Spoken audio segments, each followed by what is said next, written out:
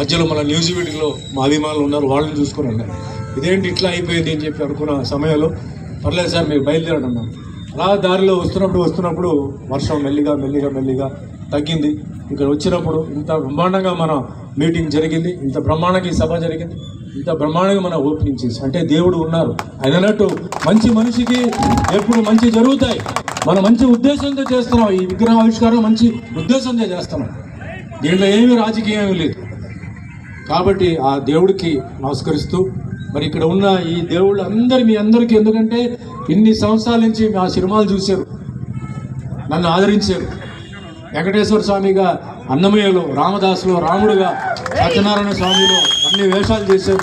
అన్నిటినీ మీరు చూసి అభిమానించారు.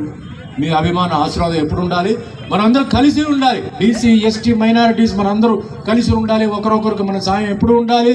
ఏ సమస్య వచ్చినా మన అందరూ కలిసి ఉండాలి. ఇది ఒక ఎగ్జాంపుల్. ఇది ఎందుకంటే ఆయన వేరే క్యాస్ట్ ఉన్నప్పుడు కూడా ఆయన ఏంటంటే మన బీసీ కమ్యూనిటీగా ఆయన ఇది చేశారు. ఇది మనం మర్చిపోకూడదు. ఎమ్మెల్యే గారు ఎప్పుడు మీరు మర్చిపోకూడదు. ఆయనకి ఎటువంటి ఫీలింగ్ లేదు. ఫీలింగ్ ఉన్న మనిషి అయితే చేసేవారు కాదు. ఒక విగ్రహం పెట్టడం అంటే అంత సామాన్య విషయం కాదు. మరి మధ్యలో పెట్టారు, అసలు ఎంట్రన్స్లో పెట్టారు.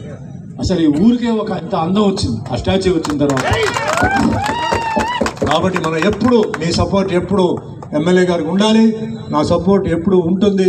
అదే మాదిరిగా ఈరోజు ఎంతో దూరం నుంచి చాలామంది, అంటే పక్కనే తెలంగాణ నుంచి కూడా చాలామంది మా గౌడు సోదరులు అందరూ వస్తున్నారు, ఆల్రెడీ వచ్చున్నారు. వాళ్ళకు కూడా నా సపోర్ట్ ఎప్పుడు ఉంటుంది. గీత కార్మికులకు ఎప్పుడు మా సపోర్ట్ ఉంటుంది. అదే మాదిరిగా మరి మిగతా కమ్యూనిటీస్ అందరూ, ఎందుకంటే మనకి అందరూ కావాలి. ఈరోజు నేను ఎప్పుడు చెప్తుంటానండి, మన దేశాన్ని కాపాడుతున్న మిలిటరీ వాళ్ళు, ఆర్మీ, నేవీ, ఎయిర్ ఫోర్స్, వాళ్ళని మర్చిపోవద్దు. వాళ్ళకి ఏ కులం ఏ మతం తెలియదు. మన అందరూ బాగుండాలి, మన అందరూ సుఖంగా ఉండాలి చెప్పేసి వాళ్ళు అక్కడ ఫ్యామిలీని వదిలేసి వాళ్ళు అక్కడ వెళ్ళిపోయి ఆ బార్డర్లో ఆ చలిలో తుపాకీ పట్టుకొని వాళ్ళు కూర్చున్నారు.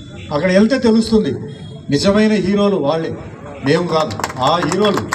దాని తర్వాత ఎవరంటే మన రాష్ట్రాన్ని కాపాడుతున్న పోలీసులు. మనకి ఏ ఇబ్బంది వచ్చినా, ఏ గొడవ వచ్చినా మన ఎల్లం, వాళ్ళనే పంపుతాం, వాళ్ళకే ఫోన్ చేస్తాం. ఒక దొంగ వచ్చినా, సార్ ఎవరో దొంగ వచ్చాడు రండి అంటాం, మన ఎల్లం. కరోనాలో ప్రతి ఒక్కరు లాక్డౌన్లో బయటకు రాకూడదు చెప్పి పాపం వాళ్ళు బయట ఉండి ఎంతోమంది, లేడీ పోలీస్ అయినా సరే, మేల్ పోలీస్ అయినా సరే, పాపం వాళ్ళ ప్రాణాలు కూడా సాక్రిఫైస్ చేశారు. అదే మాదిరిగా డాక్టర్లు, నర్సులు హాస్పిటల్లో కరోనా టైంలో పేషెంట్ల దగ్గరికి బంధువుల్ని, మిత్రుల్ని ఎవరిని అలౌ చేయకపోతే దగ్గర ఉండేది ఒక నర్సు, ఒక డాక్టర్. వాళ్ళ కులాన్ని అడగలేదు, మతాన్ని అడగలేదు, వాళ్ళ సర్వీస్ వాళ్ళు చేశారు. ఆ సర్వీస్ చేసేవాళ్ళు కూడా చాలామంది ప్రాణాలు పోగొట్టుకున్నారు. అదే మాదిరిగా మన ఇంట్లో నుంచి మన కుప్ప పడేస్తే కార్పొరేషన్ వచ్చి పాపం ఆ కుర్రాళ్ళు, ఆ మహిళలు ఆ కుప్పని ఏరుకుని లారీలు వేసి అంత రిస్క్తో చేశారు. ఆఖరికి ఎవరిని మనం మర్చిపోకూడదు. కానీ రైతులు, ఆ సమయంలో రైతులు వాళ్ళు మొహం మీద ఒక ఖర్చీపు కట్టుకొని వాళ్ళు వెళ్ళిపోయి వ్యవసాయం చేయకపోతే అందరూ చచ్చిపోతారు అని చెప్పేసి వాళ్ళ పాపం వెళ్ళి వ్యవసాయం చేశారు. ఈ వ్యవసాయం ఓన్లీ ఒక హిందూకి, ముస్లింకి, లేకపోతే క్రిస్టియన్కో, లేకపోతే ఈ ఎస్సీకో, బీసీకో చేయాలి, అందరికీ వాళ్ళు చేశారు. కాబట్టి అందరినీ గుర్తుపెట్టుకోండి, అందరినీ మర్చిపోవద్దు.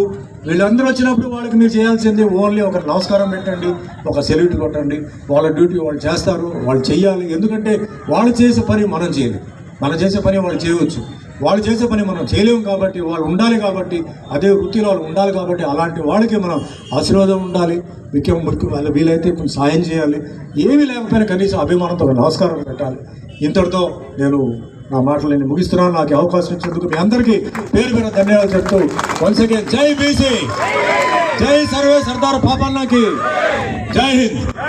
సార్, సుమన్ గారికి ఒక చిన్న మనవండి. రాత్రి నుంచి బాగా విపరీతంగా వర్షం పడుతుందండి. మార్నింగ్ 9 గంటలకి